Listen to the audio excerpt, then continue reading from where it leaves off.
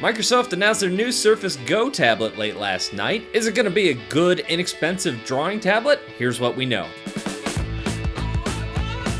So what is the Surface Go? It is Microsoft's new low-cost tablet. It replaces the Surface 3. I like the new name. The Surface 3 always got confused with the Surface Pro 3 when people were talking about it. This new name change clears that up. But what is the Go? It is a 10-inch tablet. Here are some of the specs. It has a good resolution, 1800 by 1200. Also comes with the newer USB-C ports. This is going to make a lot of people happy. It's going to make a lot of people mad. I think this also means when we see a new Surface Book or a new Surface Pro, maybe later this year or even into next year, we're probably going to be seeing USB-C ports on those as well. Also works with the Surface Pen, which is why I'm talking about it. But it's good to know that the keyboard and the pen don't come with it. You have to buy those extra. It has a Pentium Gold processor. I don't know a whole lot about Intel's processor line. I'm assuming that's their low-end budget processor. And there are two different models you can get. One of the models has 4 gigs of RAM. The other model has 8 gigs of RAM. The 4 gig RAM version comes with the 64 gig hard drive. The 8 gig RAM comes with 128 gig hard drive. Now, it's important to note that both of those are Wi-Fi only right now. Microsoft will be releasing an LTE version later this year. It's also using Windows 10 with S mode, which limits what you can download and where you can download apps from, but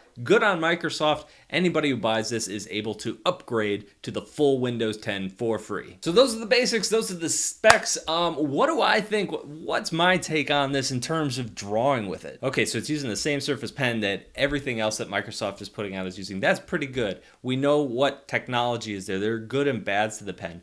One, the pen has a rubbery tip, which is something I like. It's a different drawing experience from pretty much any other stylus I've ever used. That rubbery tip on smooth glass, which is what the screen is, feels pretty good. It gives you some resistance, but it does feel a lot different than, say, the Apple Pencil or a Wacom stylus, if that's what you're used to. It's also a battery-powered pen, and one thing you find in a lot of battery-powered pens, and is in this pen as well, is that you get some jitters with your lines. If you're trying to draw perfectly smooth lines, you're gonna find some jitter in there. This is something that I offset with stroke straighteners, Photoshop, Paint Tool, Clip Studio. All of these allow you to go in there and straighten your strokes so you can get a cleaner line and offset some of that jitter. For a lot of artists and illustrators, that jitter is a showstopper even with a stroke straightener, which I totally understand, but you are going to have to pay a premium and get like a Wacom product in order to really knock that out, or even like an Apple Pencil. As far as price, I think it's a little bit deceptive. We're talking about a $400 product, which is a pretty good price for what you're getting.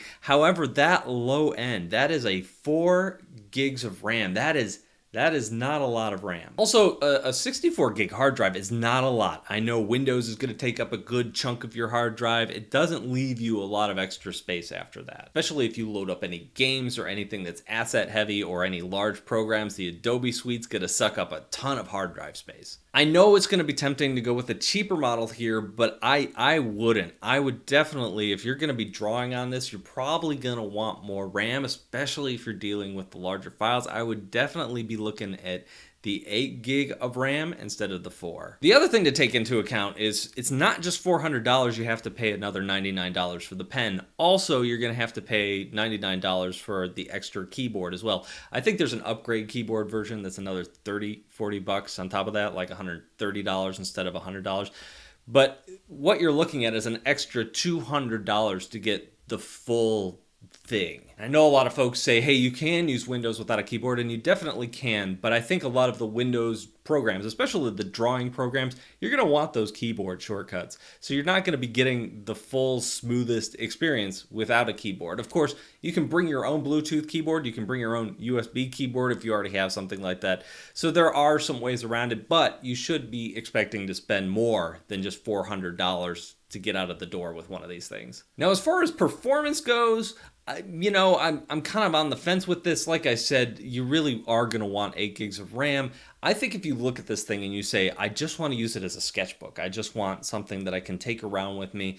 If you're using something like Leonardo or you're using Sketchable, those are the two that come to mind. You can get away without a keyboard with those two apps, and both of those are probably going to run fairly well on a 4 gig machine. Taking a look at this, it's only natural that people are going to be comparing this to the new iPad that came out, partially because they're both aimed at the education market. I think that's a bit of an uphill climb for both Apple and Microsoft for the same reasons. They're They're fighting with price, and plus you need all the accessories to make it worthwhile for a lot of students. But comparing this directly to the iPad is really hard because how I use a Windows computer is different than how I use and what my expectations are for an iPad. For an iPad, I download an app that I like and I use it. And on the new iPad, pretty much any app that I download is going to work, and it's going to work well. However, when I look at something like a Windows computer, I'm going to want to be using the Adobe suite. I'm not sure the Adobe suite is going to be running really smoothly on this. So in some ways, it's an unfair comparison just because the way I would use these two tablets is kind of different. As far as the design, I like it. Looks pretty good. It's just a smaller version of the Surface Pro. It did change the back a little bit. I love the little plastic notch. At least the photos that Microsoft released of it looks really slick. I love the way they did that. So anyway, those are my thoughts. I'm probably not going to be doing a full review just because I already understand how the pen works. You can see my Surface Pro review from last year if you kind of want to get a feel for that. Also, I'm hoping to hold out and do a review of maybe the Surface Pro when it comes out, hopefully this fall. I don't know. I have no inside information on when that'll be coming out. It's just kind of hopeful thinking on my part. If there's anything I missed or if you have any more specific questions, let me know down in the comment section. As always, I appreciate you guys watching, and I will talk to you in a couple of days.